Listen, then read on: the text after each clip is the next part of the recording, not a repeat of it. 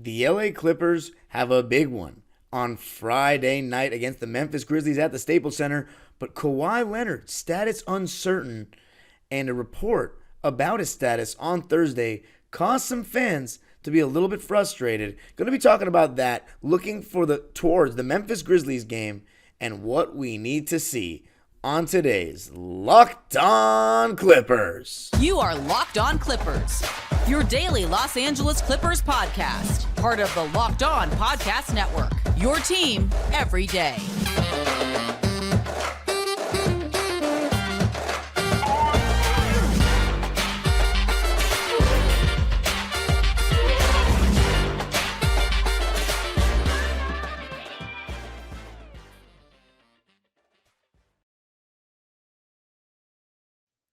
Yes, sir. You are locking in with the Clips. Thank you for making Locked On Clippers the first listen of your day, your team every day.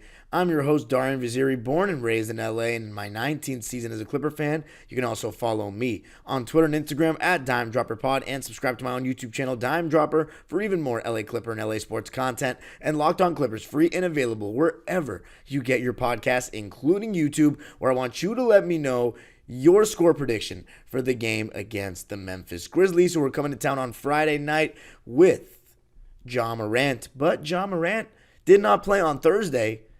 He was out with an illness. Him and Santi Aldama, who's having a pretty solid season for the Grizzlies as well. So we'll see about their status on Friday. Ja Morant hasn't played the Clippers in a game at the Staples Center since opening night of the 2021-22 season. I would know because I was at that game, and I've been to other games after, including the one this season that we lost to them, and last season where we came back and got our first win with Westbrook, and there was no Ja Morant. This episode is brought to you by PrizePicks. PrizePicks is the best daily fantasy sports entry app around. You got to go to prizepicks.com/LockedOnNBA or go to and use code LockedOnNBA for a first deposit match up to $100. All right, so in this episode, I'm going to be talking about the status update with Kawhi. Not really much of an update, but it was. Then we're going to be looking at the Memphis Grizzlies and how they've been playing lately and what this matchup entails. And then what we need to see if the Clippers don't have Kawhi Leonard. Now, let's talk about the Kawhi Leonard news. It was reported today that Kawhi Leonard would practice today. Today meaning Thursday. Yay! I was hyped to hear it. But they also said we'll practice a little bit. And then Joey Lynn, who was previously on this show before, beat writer for SI Now for the Clips, said Ty Lue says he's not sure if Kawhi can take contact or do any 5-on-5 work yet. So the fact that Kawhi doesn't sound like he's doing 5-on-5 work, that sounds like it's not necessarily a day-to-day injury. This has been a week now. That sounds like he needs to get a couple more practices in. So before he's playing full speed 5-on-5 at the NBA level, I know in today's game they don't always practice full speed. That's an obvious thing. Even though it felt like in the beginning of the season, at least before the Harden trade, we were practicing a lot. I remember Nicholas Batum talking about that in training camp and like in the beginning of the season, the preseason, early in the regular season. But yeah, I'm not sure. I wasn't really encouraged when I heard that he was going to practice lightly. I mean, Ty Lue likes to, keep his cards in his pocket when he talks about these kind of things in practice. And he says, I don't know if Kawhi will participate in 5-on-5 and all this. And I just think we've seen this movie before. They list him as day-to-day, or they give him a knee sprain and he had a torn meniscus. I'm not saying it's something like that serious. He clearly has a hip contusion. And, most people were saying in my comment section on Twitter that injury usually takes from a week to 4 weeks to heal. My issue is, just say that. Why do you always do this? Is it to keep teams on their toes? I don't believe that that's the thing until maybe a playoff game. I can understand why you didn't do it in a playoff series since you go deep into scheming. But these teams, the Memphis Grizzlies have a 1 or 2 day turnaround with these games. So they have they played the Denver Nuggets on Thursday. They're playing the Clippers on Friday. They probably got their film session, game plan, and they're going to get it in a couple hours before the game on Friday, and then maybe did a little bit before the Denver game. I don't exactly know how that all works in terms of film sessions on a back-to-back. But, I mean, whether Kawhi plays or not, like it's one regular season game. Like, this is not fully rocket science for these coaching staffs to decide what kind of coverage on pick and rolls they're going to play on these guys. It's not the same as a 7-game series. So that's kind of a BS excuse to cover the team's ass, in my opinion. Just being honest. And then the other one is, which a lot of other fans are starting to think, and have been thinking for a while, is that they do it to keep you invested to buy tickets, not knowing whether Kawhi Leonard's going to play or not. Paul George has had much less mystery around his injuries. You know, when he had that elbow injury, that was a little bit crazy how much it got extended. But by Christmas, we heard it was going to be multiple weeks before reevaluation. Then when he got reevaluated, we got an updated timetable. But a lot of times, Paul George has come back a little quicker from his injuries than we expected. For example, the bone edema injury in 2021. It's Kawhi's injuries that always seem very mysterious, and that has a history from San Antonio. And I think it's no proof here, no proof at all. But my theory is that it's Kawhi's medical staff versus the Clippers' medical staff, and that the Clippers' medical staff themselves don't always know the full deal with Kawhi, and probably don't have that final say either. Because Ty Lue seems like he doesn't know things. I mean, I think there's a level of him playing dumb in these press conferences too and just wanting to get him over with, but that visible frustration, I always go back to that Memphis game last year, that visible frustration was very clear that he didn't know what was going on. And I truly think it's very convoluted to believe the Clippers medical staff is doing all that to sabotage their own coach. Just make his life that much harder. I think there's Kawhi's medical staff. It seems like a real thing. So I'm just praying that Kawhi's okay. If it's a couple of weeks, that's, not the end of the world. But the way we've looked without Kawhi in these 3 games has not been great. I'm not going to lie. But that's a shame, though, because this is why we brought James Harden in. And listen, it's not just James Harden. James Harden's been having crazy shooting splits lately. He's been really good. He's been probably our best player over the last week or so. We need guys like Terrence Mann to step up. We need guys like Amir Coffey to step up.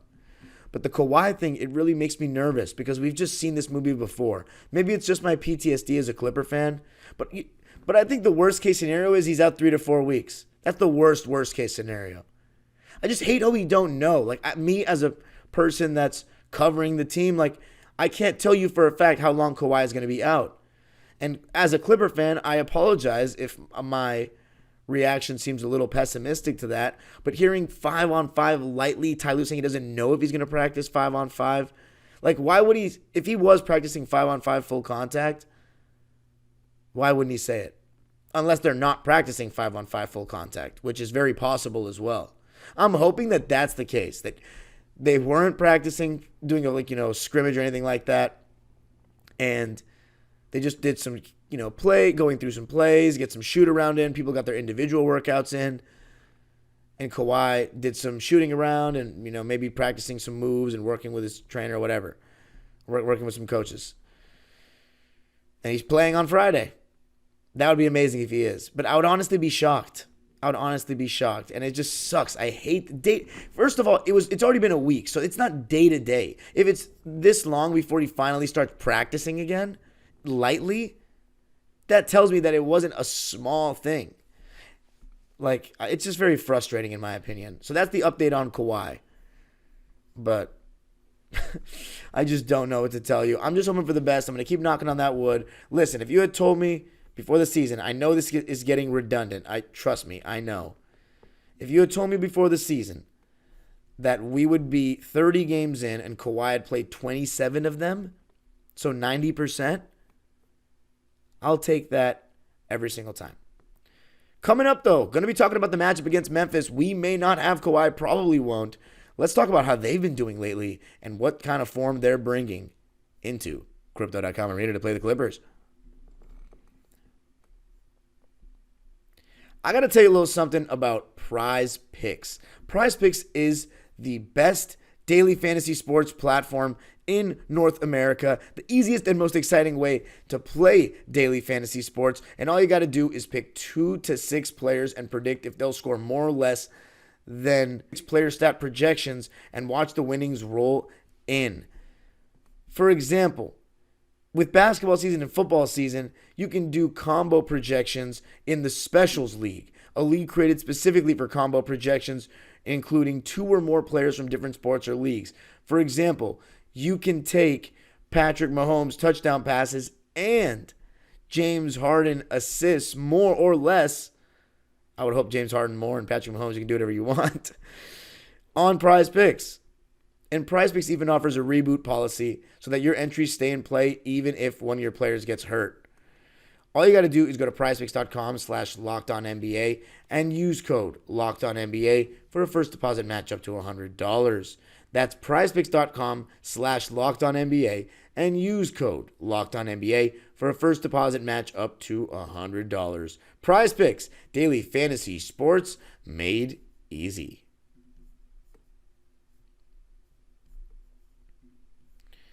Locked On has launched the first ever national sports 24/7 streaming channel on YouTube. Locked On Sports Today is here for you 24/7, covering the top sports stories of the day with the local experts of Locked On, plus our national shows covering every league. Go to Locked On Sports Today on YouTube and subscribe to the first ever national sports 24/7 streaming channel. All right, Clippers, Memphis Grizzlies. It's going down. Let's talk about the Memphis Grizzlies, or as I like to call them, the teddy bears sometimes. You know, my distaste for the Memphis Grizzlies runs pretty deep, and I think it should for a lot of Clipper fans. I know it's a different era. I know Ja Morant is a super electric player, very exciting to watch. But you know what? That 2012 and 2013, those 2013 and 2012 playoff series, plus all the playoff-like regular season games we had against those guys over the years. I know, completely different cast of characters. I don't care. I remember the flopper chants, the yellow rally towels, Zebo trying to injure Blake, Tony Allen against Jamal. I hated it. I hated them. They hated us. And I think it's the closest we've ever had to a real rivalry because we exchanged blows. We delivered them an extremely disappointing loss in the playoffs, and they were expected to do better after making it to the second round the previous year. And then the Clippers, we had a 56-win season after making it to the second round the previous year, blowing teams out. Jamal Crawford throwing the ball between his legs to Blake Griffin's windmill alley-oops. I mean, it was just nuts. And then we lose in the first round to a team we swept in the regular season. You do not understand how hard that was for me in ninth grade going to school after that with the Laker fans. I got crushed because I was talking big-ish. I was so overconfident. That's when I knew the regular season. It means something, but it don't mean everything. Anyway, so my hate for Memphis still runs kind of deep. But this game is not going to be easy. You look at the record, and we of all teams shouldn't underestimate Memphis because we lost to them in James Harden's home debut. Grizzlies, 10-19 on the season. But listen to this, 8-8 on the road. And since they've gotten Ja Morant, they haven't lost a game, 3-0. They played Denver on Thursday night and got absolutely crushed. The Nuggets have been playing championship-level basketball, or close to it, since Jamal Murray has come back.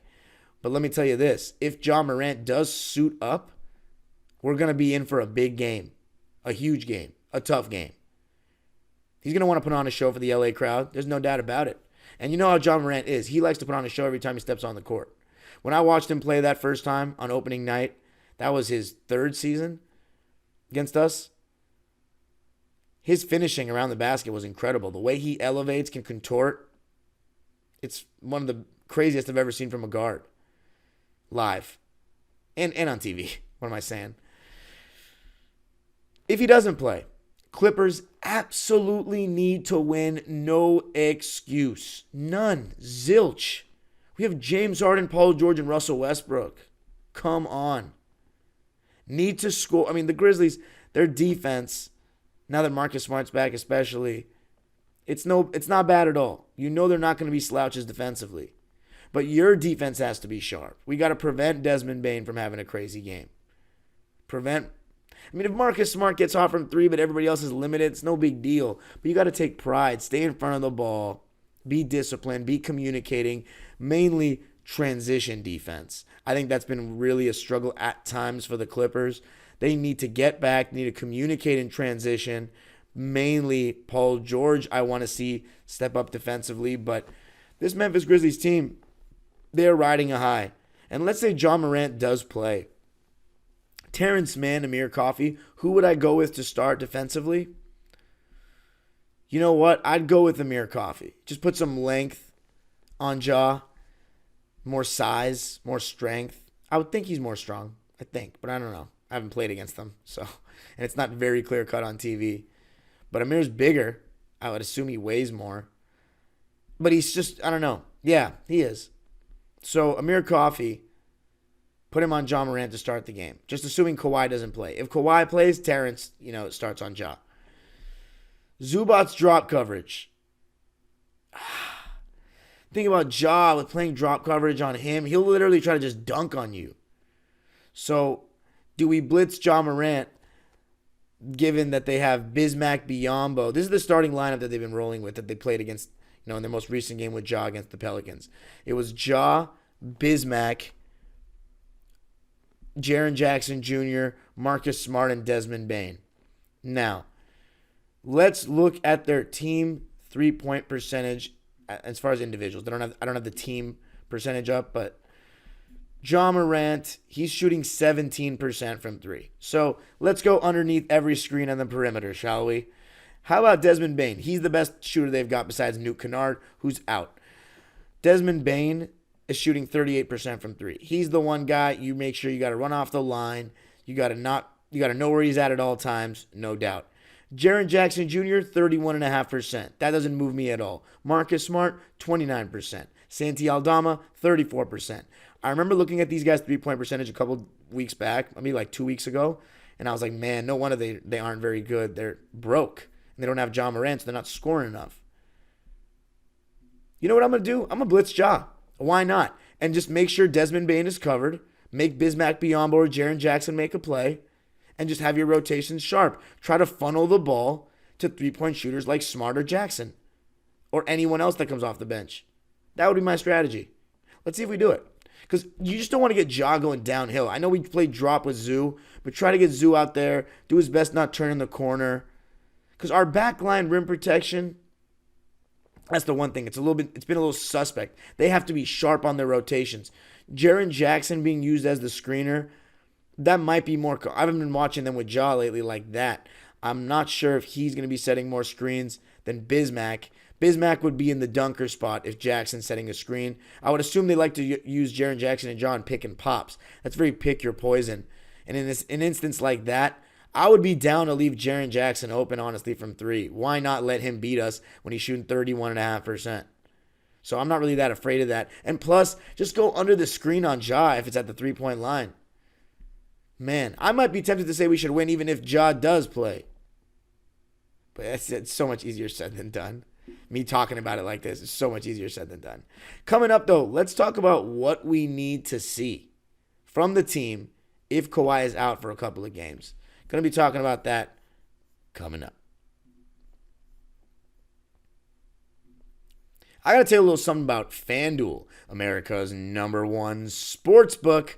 As the weather gets colder, the NFL offers stay hot on FanDuel, and there's only a couple of weeks left in the NFL season. It's getting big time. My Rams making a playoff push. Right now, new customers get $150 in bonus bets with any winning $5 moneyline bet. That's $150 if your team wins. And if you've been thinking about joining FanDuel, there's no better time to get in on the action. The app is so easy to use. There's a wide range of betting options, including spreads, player props, over-unders, and more. I've been encouraging Clipper fans to bet on the Clippers to win the championship because the odds are only going to get better for the Clippers, so that's why you got to go now. You should have done it weeks ago, but you should still go now.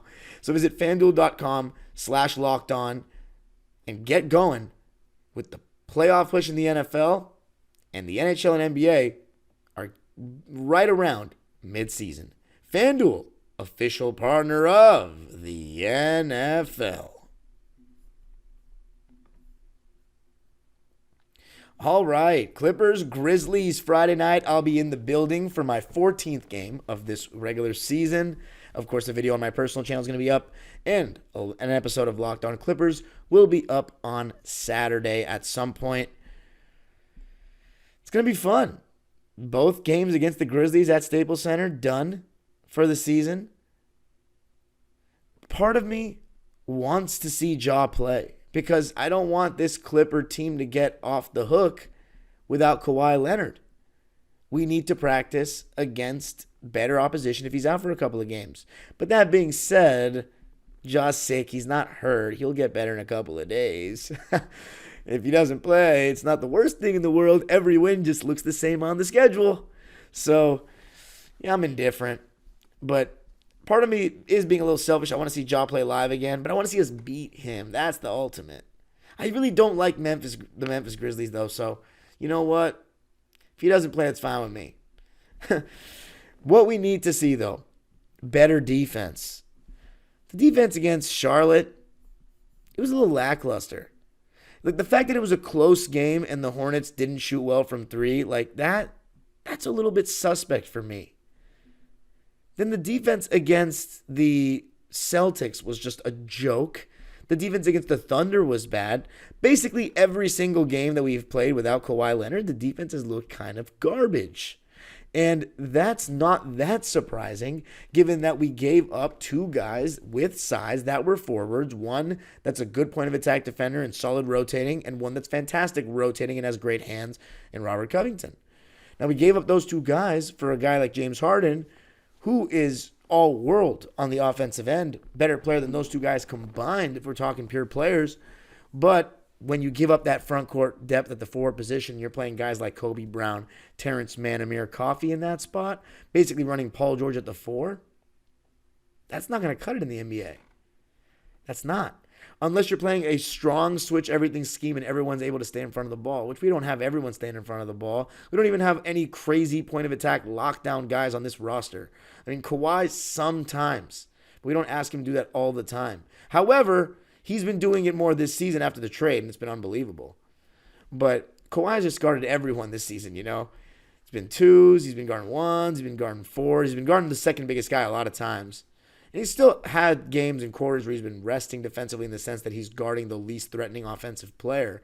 But to be honest, now that we've gotten Harden, it's usually Harden that's guarding the weakest link. It's also size dependent. But the point is, we need to be better defensively just from an effort perspective without Kawhi. Straight up. Who are our leaders defensively communicating-wise? Westbrook's not starting out there. Harden talks on defense more than I thought. But that's not...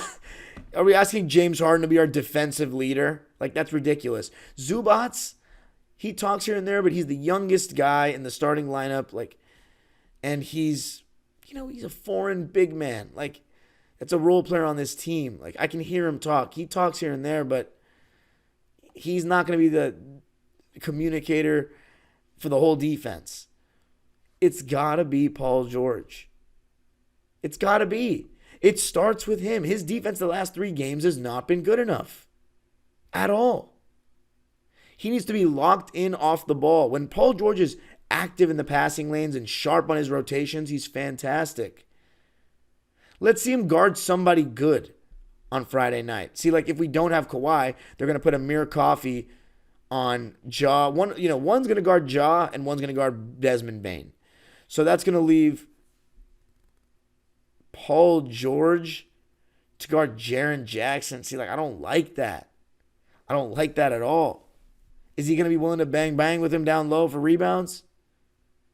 Is he going to be willing to guard him in the post? And not even willing. It's more about, can he guard him in the post?